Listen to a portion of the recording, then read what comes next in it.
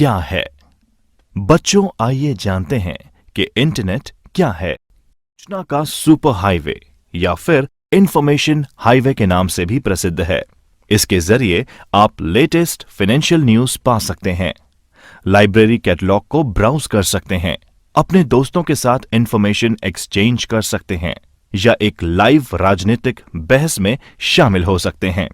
Internet एक ऐसा tool है जो आपको टेलीफोन, फैक्स और आइसोलेटेड कंप्यूटर से परे एक सूचना नेटवर्क तक ले जाता है। इंटरनेट एक वैश्विक कंप्यूटर नेटवर्क है जिसमें विभिन्न प्रकार की सूचना और संचार सुविधाएं उपलब्ध हैं, जिसमें मानकीकृत संचार प्रोटोकॉल यानी स्टैंडर्डाइज्ड कम्युनिकेशन प्रोटोकॉल्स का उपयोग करते हुए इंटरकनेक्टेड नेटवर्क्स शामिल हैं। आपस में जुड़े कंप्यूटर्स विभिन्न एजेंसियों से संबंधित होते हैं, जैसे सरकार, विश्वविद्यालय, कंपनीज, व्यक्ति आदि। अधिकांश इंटरनेट सेवाएं क्लाइंट या सर्वर मॉडल पर काम करती हैं। एक कंप्यूटर अगर फाइल प्राप्त कर रहा है तो वो एक क्लाइंट कहलाता है, और अगर वह फाइल भेज रहा है तो वो एक सर्वर कहलाता है। इंटरनेट तक पहुंच प्राप्त करने के लिए अधिकांश लोग अपने क्षेत्रों में एक इंटरनेट सेवा प्रदाता ISP यानी इंटरनेट सर्विस प्रोवाइडर के साथ एक खाता खोलते हैं। को एक्सेस कैसे करें? How to access internet. आइए जानते हैं कि एक बार जब आप अपने कंप्यूटर को सेटअप कर लेते हैं तो आप इंटरनेट एक्सेस पाना चाहेंगे ताकि आप ईमेल भेज सकें, ईमेल प्राप्त कर सकें, वेब को ब्राउज कर सकें, मूवी देख सकें या और भी कई काम कर सकें। इससे पहले कि आप इंटरनेट एक्सेस कर सकें, आपको एक इंटरनेट कनेक्शन और वेब ब्राउजर की आवश्यकता होगी। इंटरनेट कनेक्शन पाने के लिए आपको एक इंटरनेट सेवा प्रदाता ISP और एक मॉडेम की आवश्यकता होगी। ISP इंटरनेट सेवा प्रदाता, internet service provider.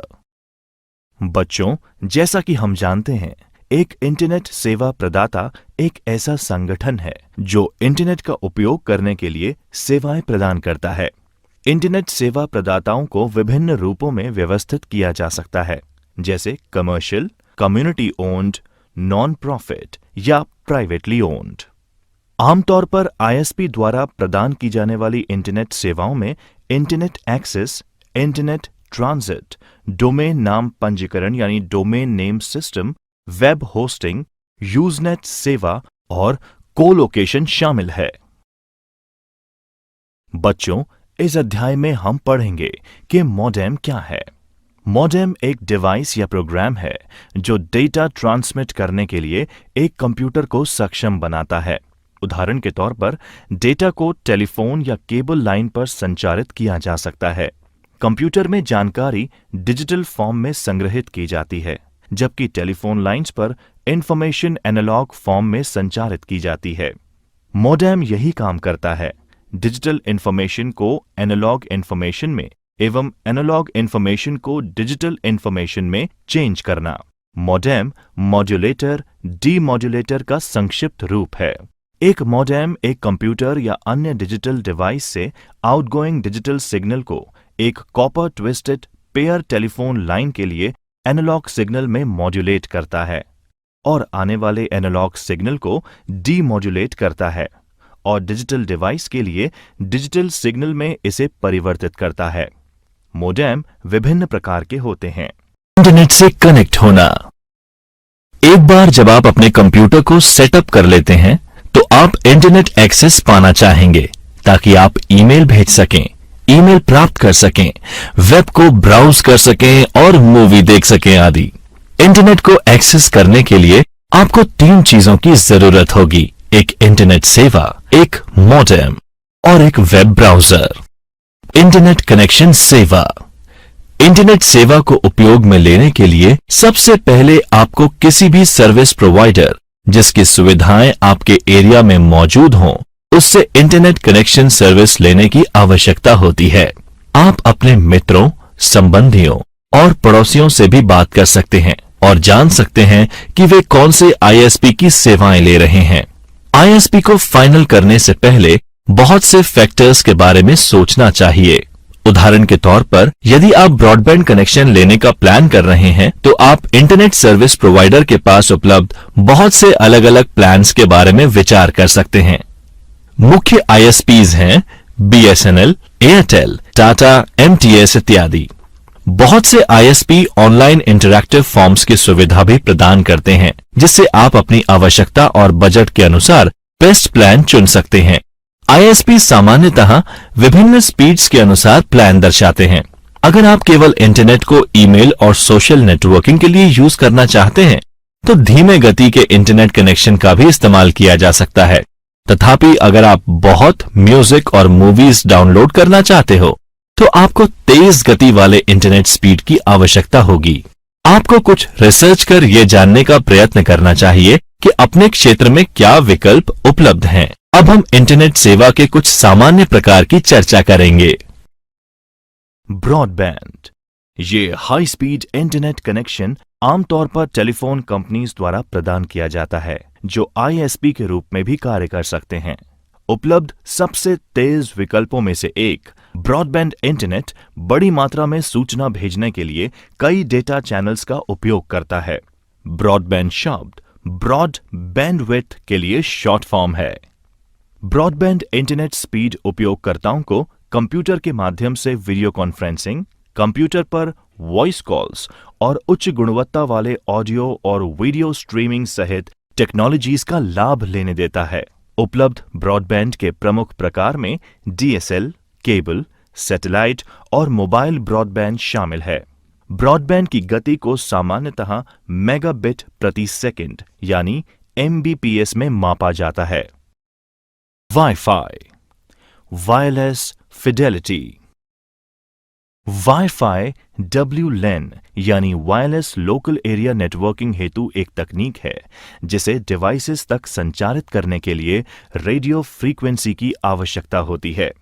Wifi technology का उपयोग करने वाले डिवाइस में personal computer, video game consoles, smartphone, digital camera, tablet computer, digital audio player और आधुनिक प्रिंटर्स शामिल हैं। वाईफाई कंपैटिबल डिवाइस एक WLAN नेटवर्क और एक वायरलेस एक्सेस पॉइंट के माध्यम से इंटरनेट से कनेक्ट कर सकते हैं। इस तरह के एक एक्सेस पॉइंट या हॉटस्पॉट की रेंज घर के अंदर लगभग 20 मीटर यानी लगभग 66 फीट और घर के बाहर थोड़ी और ज्यादा होती है।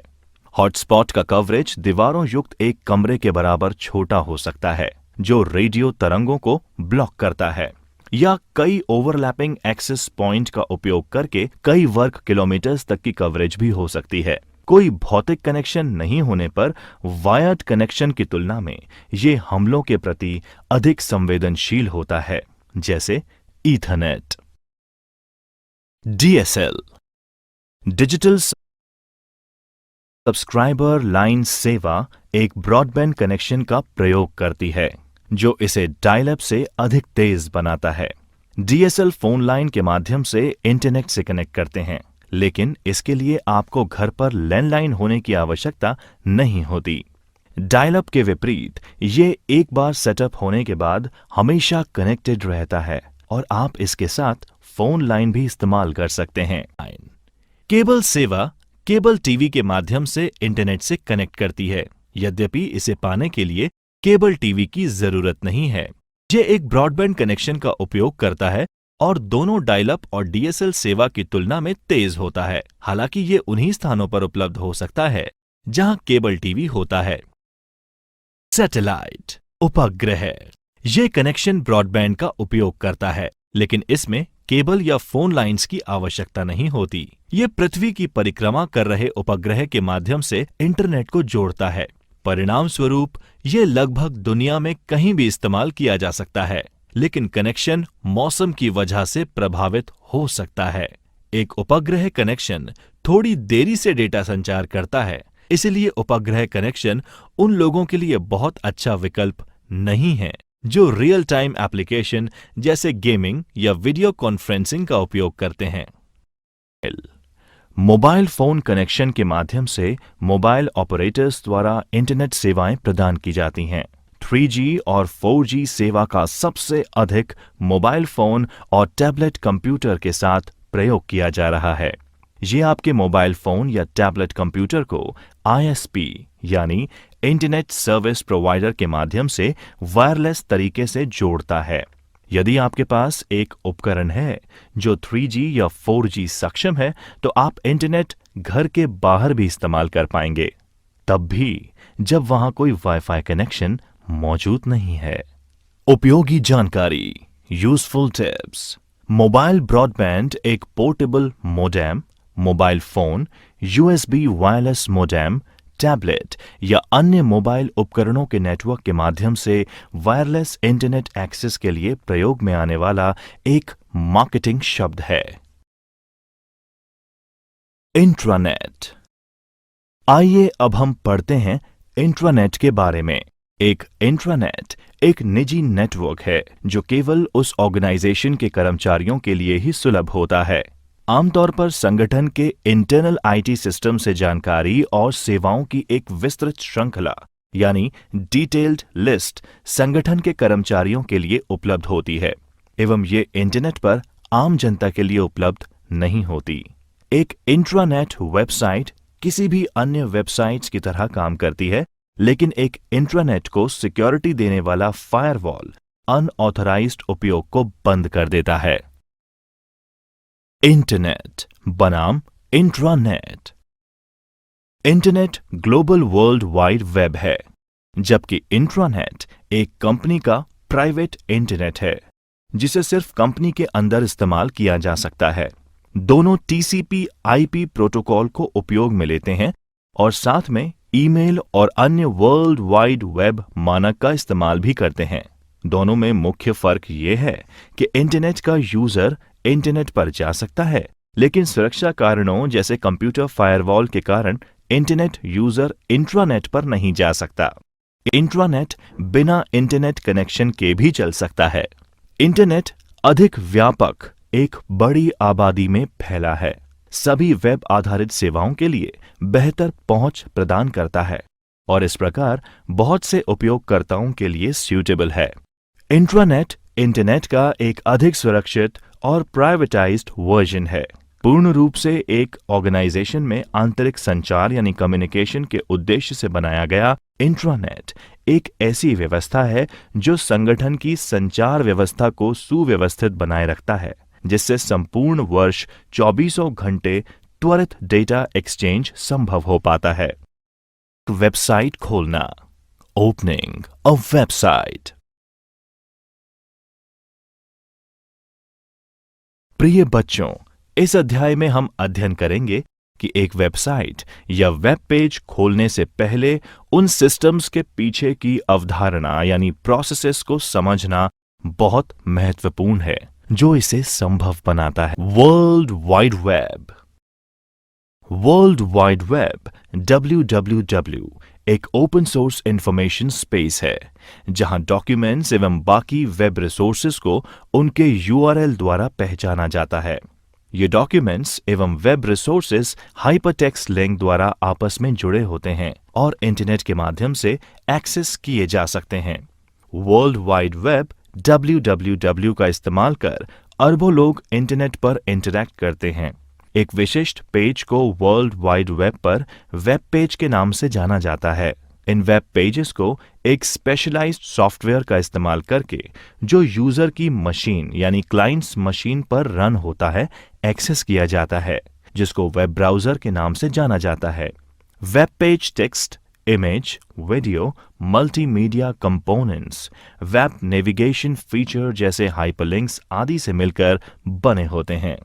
इंटरनेट और वर्ल्ड वाइड वेब एक दूसरे के स्थान पर इस्तेमाल होते हैं, लेकिन वे समान नहीं हैं। इंटरनेट हार्डवेयर भाग के रूप में कहा जा सकता है। ये या तो copper wire, fibre optic cable या वायरलेस कनेक्शन के माध्यम से जुड़े कंप्यूटर नेटवर्क्स का एक संग्रह है, जबकि वर्ल्ड वाइड वेब सॉफ्टवेयर भाग के रूप में कहा जा सकता है। ये वेब पेज का एक संग्रह है जो हाइपरलिंक और URL के माध्यम से जुड़े हुए हैं। वर्ल्ड वाइड वेब इंटरनेट द्वारा उपलब्ध कराई गई सेवाओं में से एक है। ईमेल, चैट, ब्लॉगिंग एवं फाइल स्थानांतरण यानी फाइल ट्रांसफर इंटरनेट पर सेवाओं के उदाहरण हैं। बच्चों, आइए जानते हैं वेबसाइट के बारे में। एक वेबसाइट वर्ल्ड वाइड वेब यानी www फाइलों का एक संबंधित संग्रह है, जिसमें साथ में एक पेज भी होता है जिसे होम पेज कहते हैं। एक होम पेज वह पेज है जो कि किसी भी वेबसाइट को एक्सेस करने पर सबसे पहले खुलता है। प्राय कोई भी कंपनी या एक व्यक्ति जिसकी वेबसाइट होती है, वह आपको अपनी वेबसाइट के होम पेज का पता देता है, क्योंकि होम पेज के द्वारा आप पूरी वेबसाइट को नेविगेट कर सकते हैं और किसी भी पेज पर पहुंच सकते हैं। वेबसाइट से कई कार्य किए जा सकते हैं और कई तरह से इन्हें काम में लिया जा सकता है। वेबसाइट किसी की निजी वेबसाइट हो सकती है, एक वाणिज्यिक यानी कमर्शियल वेबसाइट हो सकती है, एक सरकारी यानी गवर्नमेंट वेबसाइट या एक गैर लाभकारी संगठन यानी एनजीओ वेबसाइट भी हो सकती है। वेबसाइट एक व्यक्ति, एक व्यापार या अन्य संगठन का कार्य हो सकता है और आमतौर पर वेबसाइट एक विशेष विषय या उद्देश्य के लिए समर्पित होती है।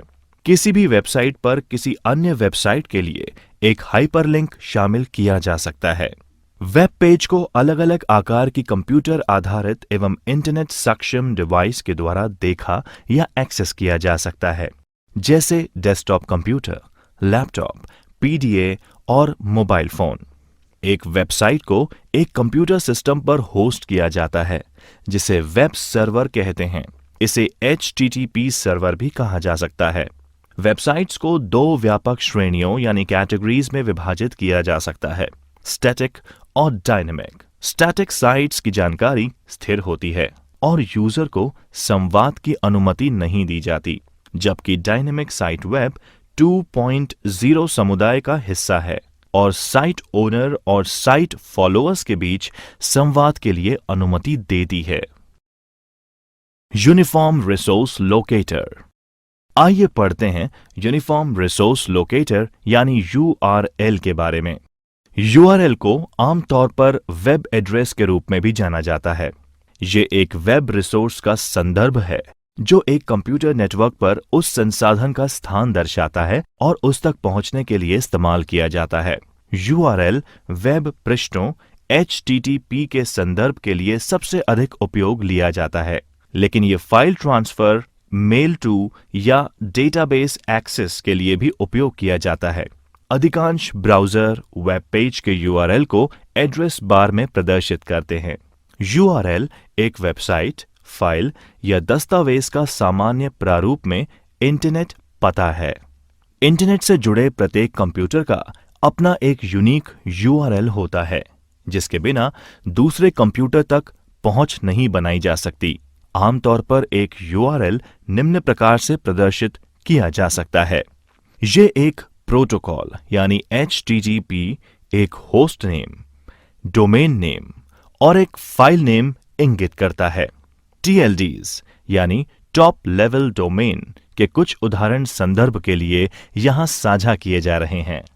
क्षेत्र .com परिभाषा कमर्शियल या व्यावसायिक, उपयोग हेतु व्यापार। क्षेत्र .edu परिभाषा शिक्षा, उपयोग हेतु विश्वविद्यालय। क्षेत्र .gov परिभाषा सरकार, उपयोग हेतु विभिन्न देशों की सरकार एवं भारत के विभिन्न राज्यों की सरकार। क्षेत्र .net परिभाषा नेटवर्क, उपयोग हेतु नेटवर्क प्रदाता या नेटवर्क प्रोवाइडर्स। क्षेत्र .org परिभाषा संगठन या ऑर्गेनाइजेशंस, उपयोग हेतु गैर लाभकारी और अन्य संगठन, non profit and miscellaneous organisations. Domain name system यानी DNS। आइए अब समझते हैं कि डोमेन नेम सिस्टम असल में है क्या।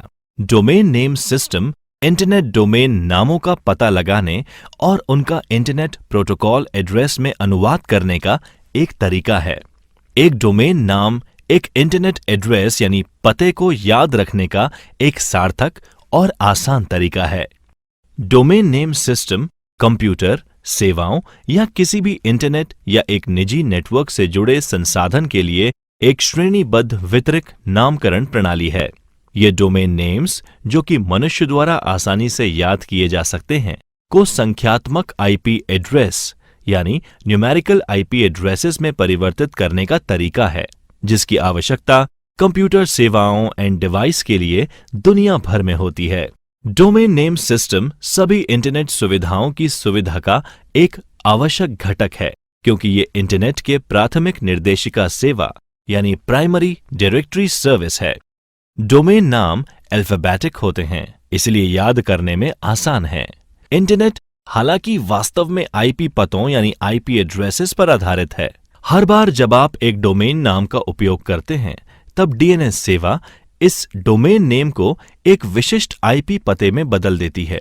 उदाहरण के लिए डोमेन नाम www.example.com 198.105.232.4 जैसे किसी आईपी एड्रेस में परिवर्तित हो सकता है।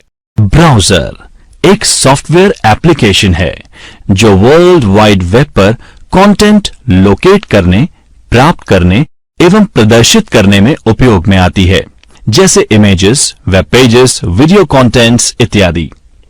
एक क्लाइंट सर्वर मॉडल की तरह ब्राउज़र एक क्लाइंट की तरह काम करता है, जो कि यूजर के कंप्यूटर पर रन होता है। ब्राउज़र वेब सर्वर को संपर्क यानी कांटेक्ट करके इंफॉर्मेशन रिक्वेस्ट करता है। उसके बाद वेब सर्वर इंफॉर्मेशन प्राप्त करके वापस इंफॉर्मेशन वेब ब्राउज़र को भेज देता है। ब्राउज़र इस इंफॉर्मेशन को प्रोसेस करके कंप्यूटर पर डिस्प्ले कर देता है। आज के ब्राउज़र्स अति आधुनिक हैं एवं पूरी तरह से कार्यात्मक यानी फुली फंक्शनल सॉफ्टवेयर एप्लीकेशन हैं, जो वेब सर्वर पर hosted web pages, application, JavaScript एवं अन्य तरह के कंटेंट्स को प्रोसेस और प्रदर्शित कर सकते हैं। वेब ब्राउज़र एक user interface, layout engine, rendering engine, JavaScript interpreter, user interface backend, network एवं डेटा कंपोनेंट से मिलकर बनता है। दो सबसे लोकप्रिय ब्राउज़र हैं माइक्रोसॉफ्ट इंटरनेट एक्सप्लोरर और गूगल क्रोम। अन्य प्रमुख ब्राउज़र्स में फायरफॉक्स, एप्पल सफारी और ओपेरा शामिल हैं।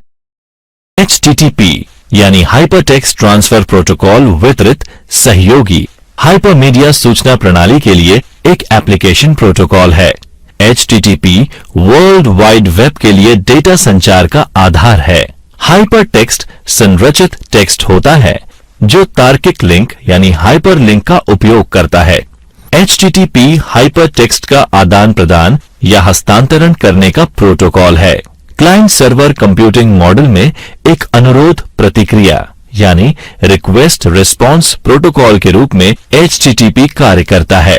HTTP का उपयोग कर एक कंप्यूटर नेटवर्क पर सुरक्षित संचार के लिए प्रोटोकॉल HTTPS यानी HTTP सिक्योर है।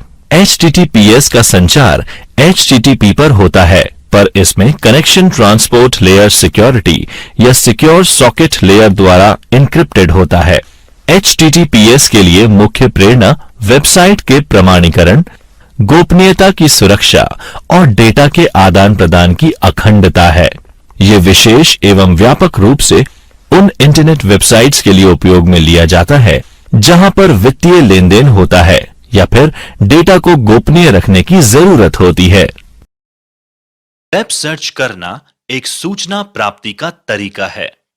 वेब सर्च का उद्देश्य उन सभी प्रासंगिक दस्तावेजों की प्राप्ति है जो आपकी क्वेरी से संबंधित हैं, किंतु इसमें कुछ गैर प्रासंगिक दस्तावेज भी प्राप्त हो सकते हैं।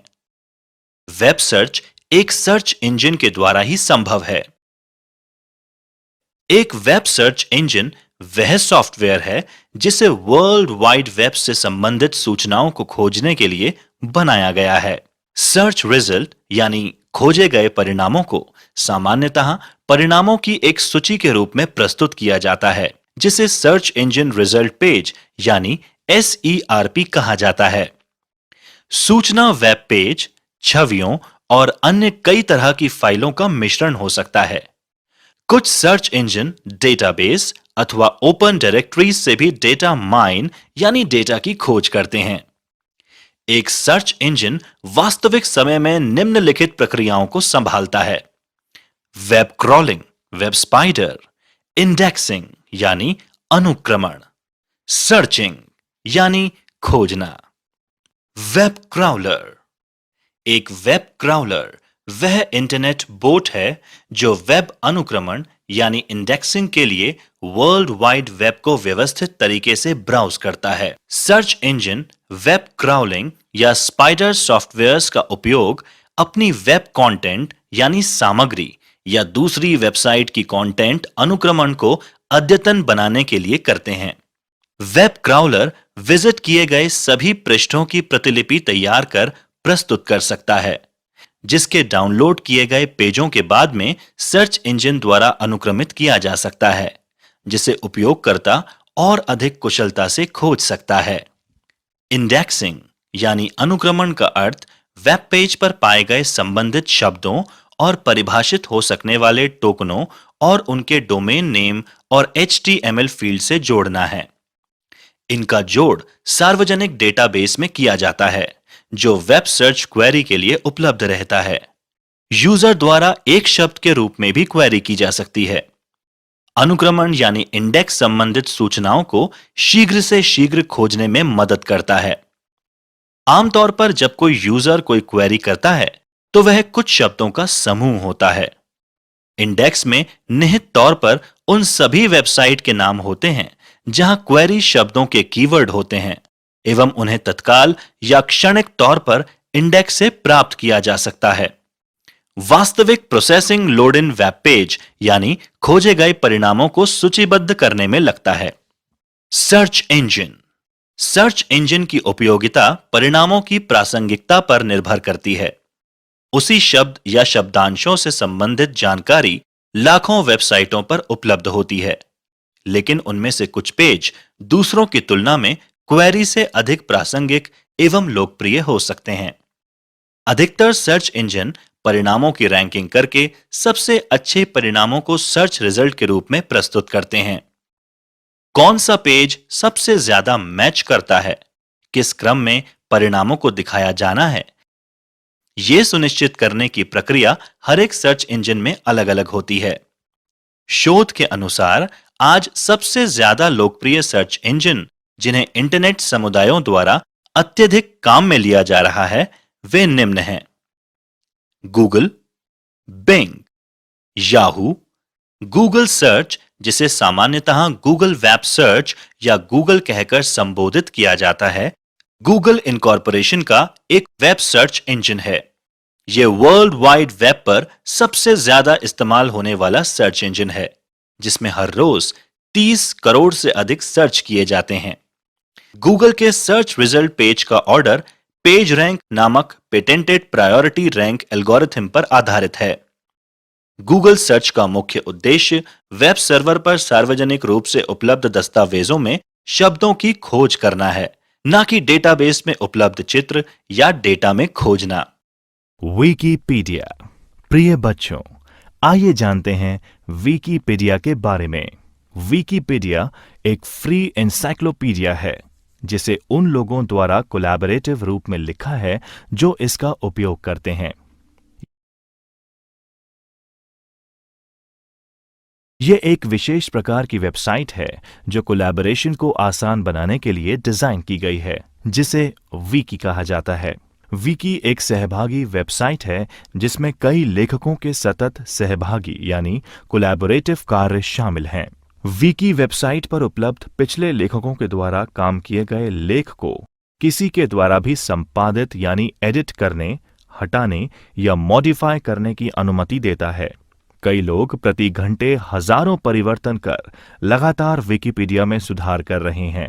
ये सभी परिवर्तन लेख के इतिहास और हाल ही में किए गए परिवर्तनों में रिकॉर्ड होते हैं। ईमेल।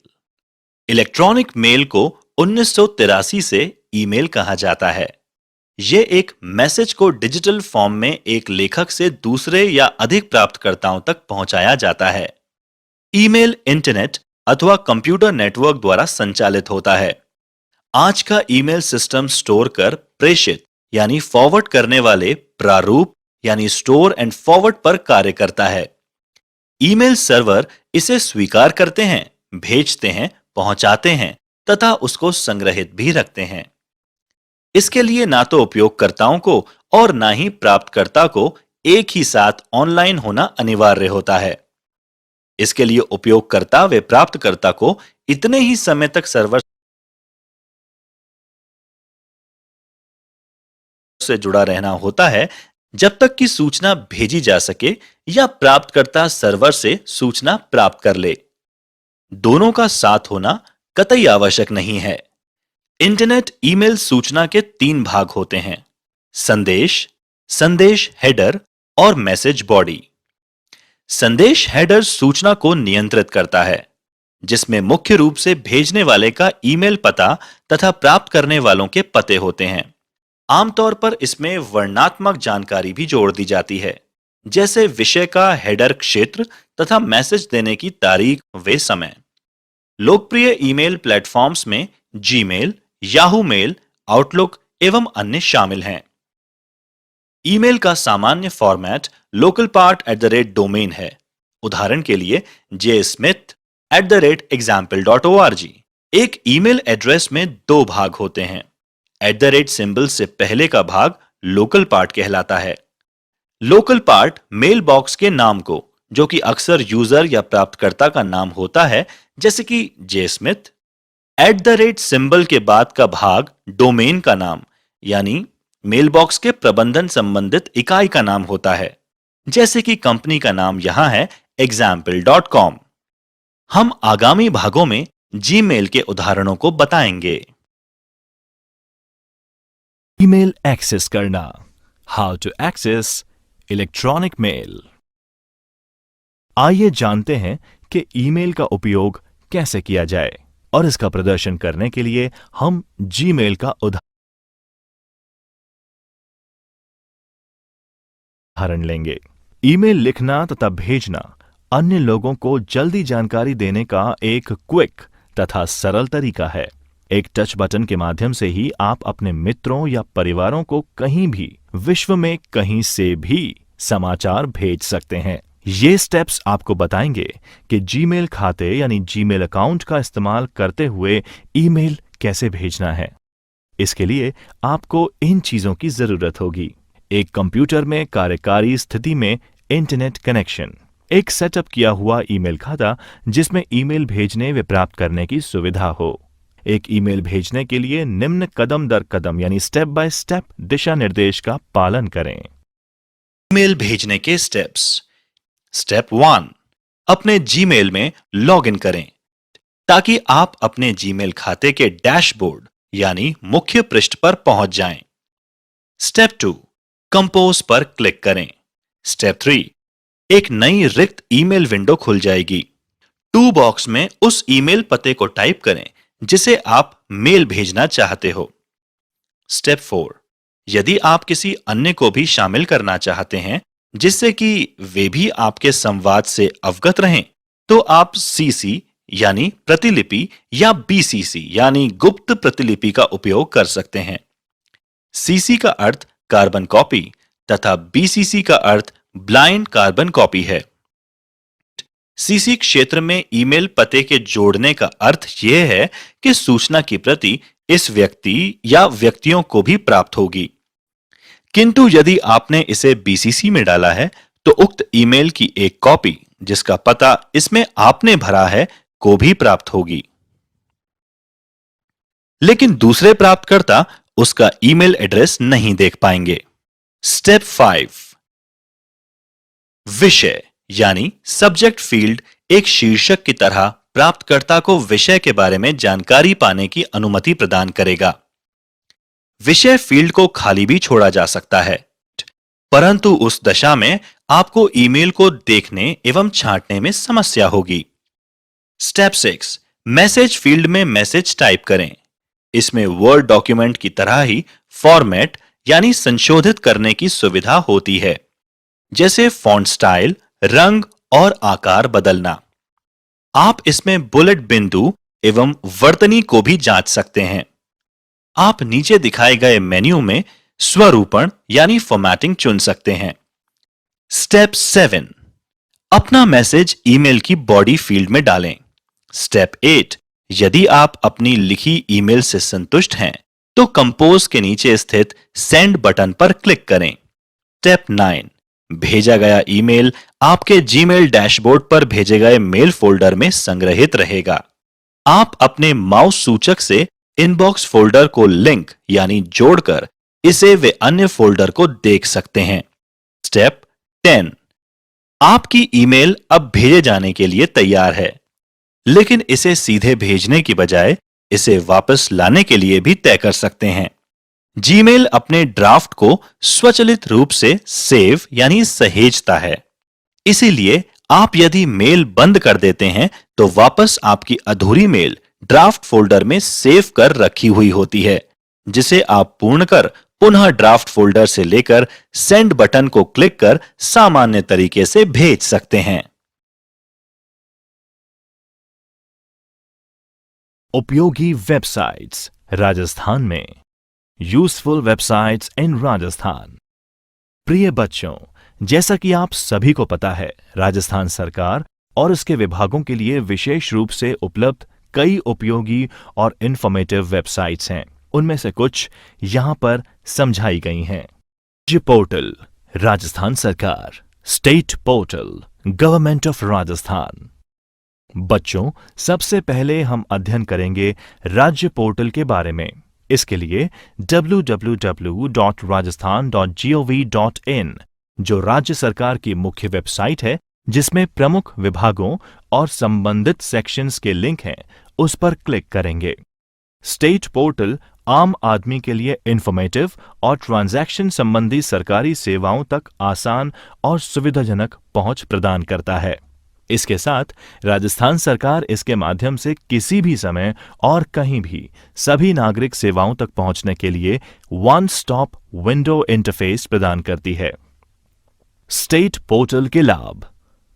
नागरिकों यानी सिटीजन्स और सरकारी उपयोगकर्ताओं यानी गवर्नमेंट यूजर्स के लिए सभी सरकारी मामलों के लिए सूचना का एक सोर्स है।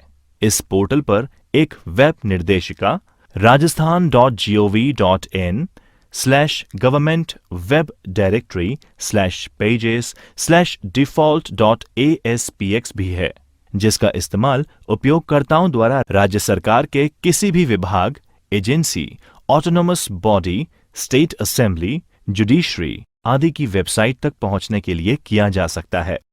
सिटीजन्स, बिजनेसेस और विदेशी लोगों के लिए सभी इंफॉर्मेटरी या ट्रांजैक्शन संबंधी सरकारी सेवाओं के लिए सिंगल विंडो इंटरफेस। विभागीय वेब पोर्टल से तुरंत लिंक करने के लिए ये विभागीय वेबसाइट्स के माध्यम से वास्तविक समय के अपडेट यानी रियल टाइम अपडेट उपयोगकर्ताओं तक पहुंचाना सुनिश्चित करता है। इस ऑनलाइन सिस्टम की मदद से किसी को भी किसी भी स्कूल में सीटों की संख्या, प्रवेश के लिए ऑनलाइन आवेदन, शुल्क की प्रतिपूर्ति यानी फीस रिएम्बर्समेंट, फॉर्म वितरण यानी फॉर्म डिस्ट्रीब्यूशन और जमा तिथि यानी रिसिप्ट डेट्स, लॉटरी जानकारी, अन्य विभिन्न विवरणों यानी डिटेल्स के साथ स्कूल में भर्ती छात्रों के विवरण मिल सकते हैं।